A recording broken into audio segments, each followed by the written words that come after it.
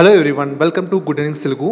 ముందుగా ఈరోజు మనం నిఫ్టీ ఐటీ చూస్తే, ఐటీ ఇండెక్స్ చూస్తే ఈరోజు 4.4% నియర్లీ అయితే పెరిగిందనమాట. అన్ని పెద్ద పెద్ద ఐటీ కంపెనీస్ అన్ని స్టాక్స్ అన్ని 4%, 5%, మన హెచ్సిఎల్ చూస్తే 7-8% కూడా పెరిగింది. మనం అంటే ఐటీ స్టాక్స్ ఇప్పుడు బై చేయొచ్చా అండ్ వాటి వాల్యుయేషన్స్ కానీ ఈ టైంలో మనం ఏం చేయలేదు దాని గురించి మన వీడియోలో డిస్కస్ చేద్దాము. అండ్ అలాగే ఈ మండే నేను 2 స్టాక్స్ అయితే బై చేశాను అనమాట, ఈ లాస్ట్ 2 days బ్యాక్. అండ్ ఆ 2 స్టాక్స్ ఏంటి వాటి గురించి కూడా డిస్కస్ చేద్దాం ఈరోజు వీడియోలో. ముందుగా మన మార్కెట్స్ చూస్తే మనకి లాస్ట్ ఒక 1 week దగ్గర నుంచి ట్రేడింగ్ సెషన్స్ మనం చూస్తే ఒక 7 సెషన్స్ నుంచి మన నిఫ్టీ పాజిటివ్గా అయితే ఉంది. మన నిఫ్టీ అక్కడి నుంచి లాస్ట్ మన April 9th నుంచి మనం చూస్తే నియర్లీ 8.41% అయితే పెరిగింది. అండ్ మన బ్యాంక్ నిఫ్టీ చూస్తే 10.06% అయితే పెరిగింది. మంచి అప్ ట్రెండ్లో అయితే మూవ్ అవుతున్నాయి. అండ్ నెక్స్ట్ ఇక్కడ నుంచి ఇంత ర్యాలీ అయింది కాబట్టి ఇక్కడ కన్సోలిడేషన్ ఏమైనా చూడొచ్చు, చెప్పలేము. మనం ఇక్కడ మనకి ఏదైనా మన ఇండియా డీల్ జరుగుతుంది కదా, యూఎస్తో మన డీల్స్ అయితే జరుగుతున్నాయి. మనకి హార్లీ డేవిడ్సన్ బైక్స్ పైన 0 టారిఫ్స్ అయితే విధించారు. అలాంటి ఏవైనా న్యూసెస్ ఏమైనా వచ్చాయనుకోండి, అమెరికా మన యూఎస్ ట్రేడ్ ఏదైనా మనకి మంచి న్యూస్ వస్తే అప్పుడు ఇక్కడి నుంచి కూడా పాజిటివ్నెస్ అయితే ఉండొచ్చు. కానీ టెక్నికలీ మనం చూస్తే మనం ఇంత ర్యాలీ అయిన తర్వాత కొంచెం కన్సోలిడేషన్ వచ్చే ఛాన్సెస్ అయితే ఉంది. కానీ న్యూస్ ఏదైనా వస్తే మాత్రం మంచి న్యూస్ ఇక్కడి నుంచి కూడా పెరిగే ఛాన్సెస్ అయితే ఉంటుంది. అండ్ మనకి మన ఎఫ్ఐ డేటా మనం చూసిన లాస్ట్ 5 days మనకి చూస్తే మన 15, 16, 17, 21st, 22nd నిన్న వరకు మనం చూస్తే ఎఫ్ఐస్ అయితే కంటిన్యూస్గా అయితే బై చేస్తున్నారు. అండ్ ఈరోజు డేటా ఇంకా రాలేదు మనకి, మోస్ట్లీ ఈరోజు కూడా బయింగ్ అయితే ఉంటుంది నాకు తెలిసి. అండ్ ఎవ్రీథింగ్ ఈజ్ పాజిటివ్ మన మార్కెట్ ప్రజెంట్ అయితే. అండ్ ఓకే, కమింగ్ టు మనకి ఐటీ సెక్టార్లో ప్రజెంట్ ఈ టైంలో మనం బై చేయొచ్చా అంటే ఫస్ట్ ఆఫ్ ఆల్ వాళ్ళ రిజల్ట్స్ చూద్దాం, ఎలా వచ్చాయి వాళ్ళ రిజల్ట్స్ చూద్దాం. వాళ్ళ రిజల్ట్స్ ఈ క్వార్టర్ రిజల్ట్స్ అయితే మనకి బాగాలేదు, ఆల్మోస్ట్ ఫ్లాట్లా వచ్చాయన్నమాట. కొంచెం నెగిటివ్ టు ఆల్మోస్ట్ ఫ్లాట్గా వచ్చే రిజల్ట్స్ అన్నీ మన TCS, Wipro, Infosys, HCl tech అన్నీ చూసినా కూడా మనకి కాన్స్టెంట్ కరెన్సీ రేట్లో మనం చూస్తే మనకి Q1Qలో చూస్తే మనకి డిక్లైన్ వచ్చిందనమాట, స్లైడ్ డిక్లైన్. అన్నీ చూడండి, టీసీఎస్, విప్రో 0.8% అలా డిక్లైన్ వచ్చింది. ఆల్మోస్ట్ అంటే పెద్దగా నెగిటివ్ రాలేదు, పాజిటివ్ రాలేదు, న్యూట్రల్గా వచ్చాయి, అంటే ఉన్నాయన్నమాట. ఎస్టిమేట్ చేసినట్లే వచ్చాయి.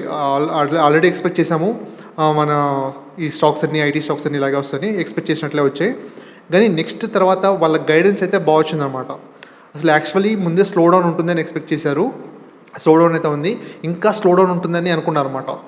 ముందే ఇండియా అదే యుఎస్ చైనా జరుగుతుంది అండ్ ఎకనామీ స్లో డౌన్ అవుతుంది అండ్ అన్ని ఇంపాక్ట్ ఇంకా స్లో డౌన్ ఉంటుందా అనుకున్నారు. కానీ వీళ్ళ గైడెన్స్ అయితే FY 26కి బెటర్గా ఉంటుంది అని చెప్పారన్నమాట. మెయిన్గా వీళ్ళకి కొత్త ఆర్డర్ విన్స్ మనం చూస్తే ఫస్ట్ టీసీఎస్ వాళ్ళు చెప్పారన్నమాట, కొత్త ఆర్డర్ విన్స్ అయితే బాగా వచ్చాయి, FY 26 బాగుంటుందని చెప్పారు. వీళ్ళ ఆర్డర్ విన్స్ మనం చూస్తే Q1Qలో 20% అయితే పెరిగింది టీసీఎస్ వాళ్ళది. అండ్ అప్పుడు ఇచ్చినప్పుడు టీసీఎస్ వాళ్ళు గైడెన్స్ ఇచ్చినప్పుడు కూడా కొంచెం ఐటీ సెక్టర్ కొంచెం పెరిగింది ఆ టైంలో. అండ్ హెచ్సిఎల్ టెక్ వాళ్ళు నిన్న ఇచ్చారన్నమాట, వాళ్ళు ఇచ్చింది 43% Q1Q అయితే వచ్చిందన్నమాట. కొత్త డీల్ విన్స్ 43% అయితే పెరిగింది క్వార్టర్ అని చెప్పారు. ఈ కొత్త డీల్ విన్స్ విన్ అవడంతో, అంటే పెద్ద డీల్ విన్స్ అయితే విన్ అయ్యారంట హెచ్సిఎల్ వాళ్ళు. ఈ విన్ అవడంతో ఈరోజు మనం చూస్తే స్టాక్స్ అయితే బాగా పెరిగాయి, హెచ్సిఎల్ కానీ ఈ అన్ని ఐటీ స్టాక్స్ కూడా పెరిగాయి. మెయిన్ థింగ్ వీళ్ళ రిజల్ట్స్ బాగాలేదు, కానీ FY 26 బెటర్గా ఉంటుందని చెప్పారు. అండ్ తర్వాత కొత్త డీల్ విన్స్ అయితే వచ్చాయని చెప్పారన్నమాట. మెయిన్గా టీసీఎస్కి 20% పెరగడం అండ్ హెచ్సిఎల్కి 43% పెరగడం, కొత్త డీల్ విన్స్ మార్కెట్ అయితే బాగా పాజిటివ్గా తీసుకుంది. కానీ మనం లాస్ట్లో మనం చూస్తే వీళ్ళ గైడెన్స్ చూస్తే FY 26కి ఓవరాల్ గ్రోత్ మనం FY 25తో కంపేర్ చేసి చూస్తే ఒక అంటే 2 to 5% అని చెప్పారన్నమాట హెచ్సిఎల్ టెక్ వాళ్ళు.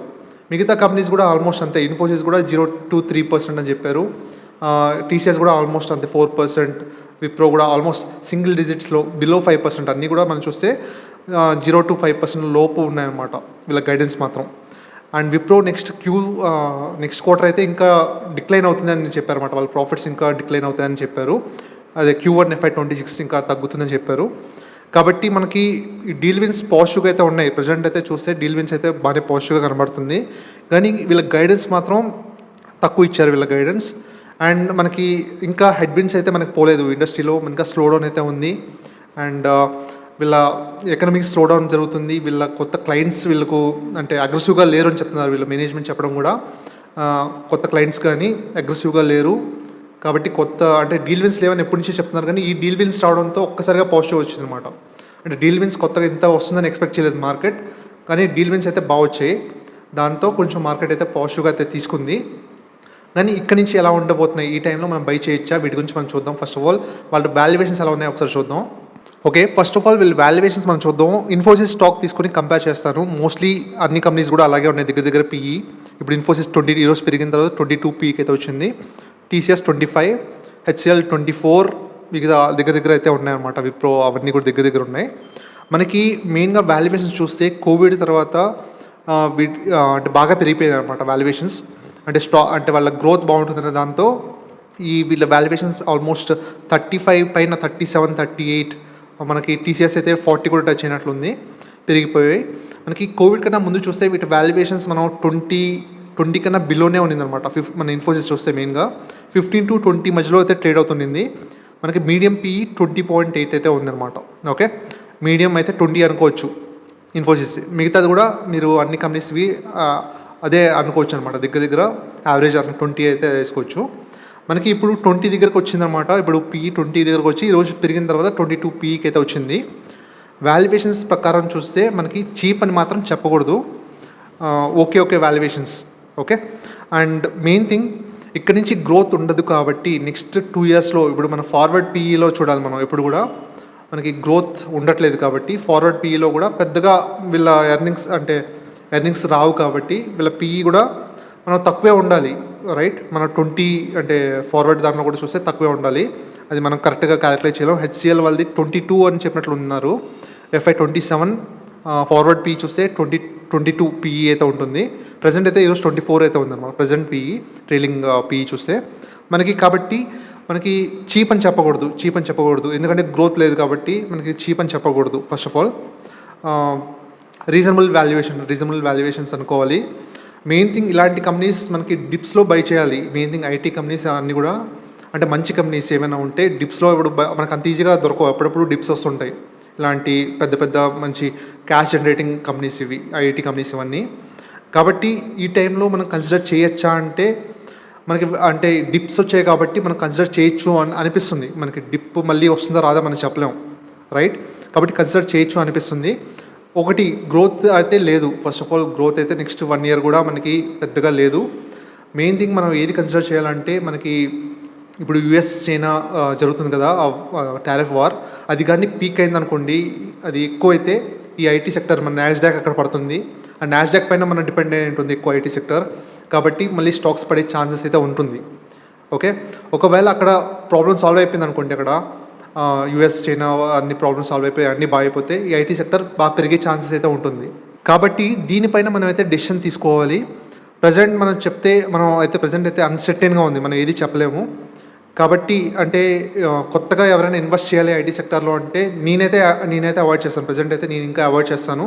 దీనికన్నా బెటర్ స్టాక్స్ అయితే అవైలబుల్గా ఉన్నాయి. ఈ IT స్టాక్స్ కన్నా బెటర్గా అయితే ఉన్నాయి. బ్యాంకింగ్ సెక్టర్ అయితే బాగుంది చెప్పాలంటే. బ్యాంకింగ్ సెక్టర్లో అన్ని పాజిటివ్స్ అయితే మనం చూడొచ్చు. మనకి లిక్విడిటీ పెరుగుతుంది అండ్ ఎవ్రీథింగ్ మనకి అన్ని పాజిటివ్గా రన్ అవుతున్నాయి. అండ్ లార్జ్ క్యాప్ బ్యాంక్స్ కాకుండా మనకి చిన్న బ్యాంక్స్ కూడా మన IDFC ఫస్ట్ బ్యాంక్ని చూడొచ్చు. మనకి రీసెంట్గా మంచి పాజిటివ్గా ఉంది మన బ్యాంక్ కూడా చెప్పాలంటే. ఇలాంటి ఆప్షన్స్ అయితే మనకు ఉన్నాయి కాబట్టి మనకి IT సెక్టరే మనకి ఇంకా అన్సర్టైన్ ఉందన్నమాట. ఇంకా చెప్పాలంటే అన్సర్టైన్ ఉంది. దాంట్లో ఇన్వెస్ట్ చేయాలా అంటే మనకి అంటే ఒకవేళ ఆల్రెడీ హోల్డ్ చేసి ఉంటే ఎవరైనా IT sector stocks already hold చేసి ఉన్న వాళ్ళు యావరేజ్ చేయడానికి అయితే కన్సిడర్ చేయొచ్చు. అంటే ఈ లెవెల్లో, ఎందుకంటే ఇది అంటే ఆల్మోస్ట్ చాలా ఫాలో అయింది అనమాట. స్టాక్స్ బాగా ఫాలో అయింది. ఇప్పుడు అంత నెగిటివ్గా లేదు అని ఫీల్ అయింది మార్కెట్ అయితే. యాక్చువల్లీ గైడెన్స్ కన్నా ముందు అంటే ఇంకా వర్స్ట్గా ఉంటుందని ఫీల్ అయ్యారు చాలా వరకు, కానీ గైడెన్స్ ఇచ్చిన తర్వాత కొంచెం పర్లేదు అనిపించింది అనమాట. సో దట్ ఈ స్టాక్స్ కొంచెం రికవర్ అయ్యాయి. ఇప్పుడు మనం చెప్పాలంటే మన ఇక్కడి నుంచి కూడా కొంచెం రికవర్ అవ్వే ఛాన్స్ ఉంది షార్ట్ టర్మ్లో. అది చెప్పలేము, ఏది కూడా చెప్పలేము. బాగా ఫాలో అయింది కాబట్టి కొంచెం రికవర్ అవ్వచ్చు. కానీ అంటే ఆల్రెడీ ఉన్న వాళ్ళు లైట్గా యావరేజ్ చేయొచ్చు, మన తర్వాత పడినా కూడా పడవచ్చు. కాబట్టి అది మైండ్లో పెట్టుకోవాలి. నేనైతే IT స్టాక్స్ అయితే నేను అవాయిడ్ చేస్తాను ప్రజెంట్ సిచ్యువేషన్లో. And coming to the stocks, నేను కొన్నవి మండే రోజు నేను బై చేసిన స్టాక్స్ ఏవి అంటే మీతో ఆల్రెడీ చాలాసార్లు డిస్కస్ చేశాను రీసెంట్ టైమ్స్లో. అండ్ ఉగాదికి కూడా మీకు టాప్ పిక్స్లో ఫస్ట్ 2 picks మీకు చెప్పాను కదా, ఈ CDSL అండ్ CAMS, ఈ 2 స్టాక్స్ అయితే నేను బై చేశాను నేను. అండ్ మనకి ఇలాంటి స్టాక్స్ చెప్పాలంటే డిప్స్లోనే బై చేస్తుండాలి. మళ్ళీ ఇప్పుడు చూస్తుంటే మంచి మూమెంటం అయితే ఉందన్నమాట. లాస్ట్ మండే తర్వాత మళ్ళీ ఇంకేమైనా డిప్స్ అయినా వస్తుందేమో అని నేను చూశాను ఇంకా యాడ్ చేయడానికి. కానీ కంటిన్యూస్గా మళ్ళీ ఈరోజు కూడా బాగా కొంచెం పెరిగాయి సిడిఎస్ఎల్ కానీ క్యామ్స్ కానీ. అండ్ సిడిఎస్ఎల్ అరౌండ్ 1288 రూపీస్ దగ్గర అయితే నేను బై చేశాను నేను. అండ్ మన క్యామ్స్ చూస్తే 4000 రూపీస్ దగ్గర, 4001 రూపీస్ ఎగ్జాక్ట్గా చెప్పాలంటే ఈ లెవెల్స్ దగ్గర నేను బై చేశాను. అండ్ ఇవి గ్రేట్ స్టాక్స్ చెప్పాలంటే మనకు తెలిసిందే, మనకి డిప్స్లోనే దొరకాలి ఇలాంటి స్టాక్స్, లేకపోతే ఎక్కువ మనకు ఎప్పుడు పెరిగిపోతూనే ఉంటాయి. మనకి ముందు కూడా మనం డిస్కస్ చేసుకున్నాం, అప్పుడు స్టాక్స్ బాగా పడ్డాయి ఆ టైంలో. అండ్ ఆ టైంలో నేను బై చేయాల్సిందే, బై చేయలేదు. అండ్ మండే అయితే బై చేశాను నేను. ఇప్పటికి అంటే ఇంకా లేట్ చేస్తే ఇంకా పెరిగిపోతాయి అనిపించింది నాకు. అండ్ ఒకవేళ డిప్స్ మళ్ళీ ఇప్పుడు వస్తే, ఏమైనా మార్కెట్ పెరిగి ఇప్పుడు మళ్ళీ కన్సోలిడేషన్ వస్తే ఇంకా కొంచెం ఫాలో అయిన తర్వాత ఇంకొంచెం యాడ్ చేద్దామని చూస్తున్నాను. గ్రేట్ స్టాక్స్ చెప్పాలంటే క్యామ్స్ కానీ సిడిఎస్ఎల్ కానీ లాంగ్ టర్మ్కి చాలా చాలా గ్రేట్ స్టాక్స్ అవి. మనకి దాని గురించి మళ్ళీ చెప్పాల్సిన అవసరం లేదు. డెఫినెట్గా మన ఎస్ఐపిస్ కంటిన్యూస్గా బాగా పెరుగుతున్నాయి. డెఫినెట్గా తెలిసిందే, మ్యూచువల్ ఫండ్స్ ఇన్వెస్ట్మెంట్స్ చాలా పెరుగుతాయి ఫ్యూచర్లో కూడా. అండ్ సిడిఎస్ఎల్ ఇవి కూడా మన డిమాట్ అకౌంట్స్ బాగా పెరుగుతాయి, ఇవన్నీ కూడా సర్వీసెస్ బాగా పెరుగుతాయి. కాబట్టి ఇవి లాంగ్ టర్మ్లో మనకి కళ్ళు మూసుకొని వదిలేయాల్సిన స్టాక్స్ ఇవి ఈ రెండు కూడా. కాబట్టి సేఫ్ బెట్స్ అయితే అనిపించింది. అండ్ ఈ టైంలో మనం చూసినా కూడా మంచి పాజిటివ్ అయితే అనిపిస్తుంది నాకు. వాటి టెక్నికల్గా చూసినా కూడా ఇక్కడి నుంచి కూడా మంచి బాగా పెరుగుతాయి అనిపిస్తుంది నాకు. అండ్ ఎస్, షార్ట్ టర్మ్లో కూడా బాగుంటాయి, లాంగ్ టర్మ్లో కూడా బాగుంటాయి, both cams and CDSL. Okay, thank you very much. ఏదైనా ఇంపార్టెంట్ అప్డేట్స్ ఉంటే మన ఛానల్లో అప్డేట్ చేస్తుంటాను. అండ్ టెలిగ్రామ్ ఛానల్లో ఇంకా ఎవరైనా యాడ్ కాకుండా ఉంటే ఈ లింక్ డిస్క్రిప్షన్లో అయితే ఇస్తాను నేను. ఆ లింక్ ద్వారా అయితే టెలిగ్రామ్ ఛానల్లో అయితే మీరు యాడ్ అవ్వచ్చు. మీకు ఇంపార్టెంట్ అప్డేట్స్ ఏమైనా ఉంటే మీకు టెలిగ్రామ్ ఛానల్లో మీకు పెడుతూ ఉంటాను. ఇంపార్టెంట్ అప్డేట్స్ ఇప్పుడు కూడా యాడ్ అవ్వడానికి ట్రై చేయండి. అండ్ మన ఛానల్ని సబ్స్క్రైబ్ చేసుకోండి. ఇది మన ఛానల్, మనం కలిసి ట్రావెల్ చేద్దాం అండ్ స్టాక్ మార్కెట్లో బాగా సంపాదిద్దాం.